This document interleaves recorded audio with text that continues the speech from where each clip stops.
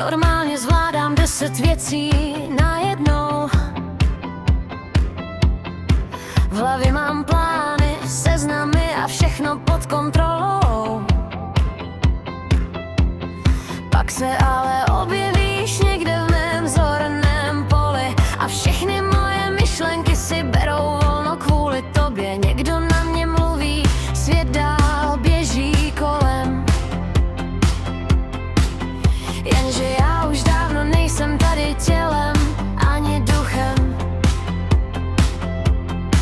protože můj mozek právě ukončil provoz a rozhodl se sledovat jen tebe a nic víc. Mozek offline. Mozek offline, systém hlásí výpadek. Všechny ostatní zvuky mizí nazpátek. Zůstává jen tvůj hlas a jeho ozvěna, tvé oči a ten výraz, co znám z paměti já. Mozek offline, všechny kontrolky zhasly, myšlenky se rozutekly, neznámo kam asi.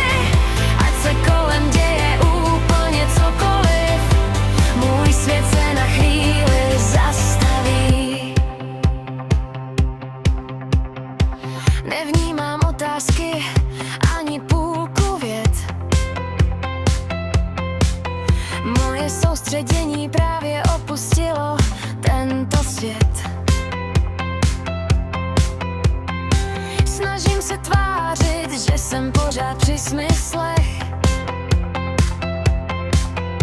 ale podle výrazů kolem to moc nevychází, ne. Protože sleduju, jak se směješ, když něco vyprávíš, jak se ti mění hlas, když se do něčeho ponoříš. A zatímco ostatní řeší důležité věci, já analyzuju odstín tvých očí při každé další větě. Mozek offline, systém hlásí výpadek. Všechny ostatní zvuky mizí nazpátek. Zůstává jen tvůj hlas a jeho ozvěna, tvé oči a ten výraz, co znám z paměti já. Mozek offline, všechny kontrolky zhasly, myšlenky se rozutekly, neznámo kam asi. Ať se kolem děje úplně cokoliv, můj svět se na chvíli zastaví. Je to trochu porucha a trochu zázrak zároveň.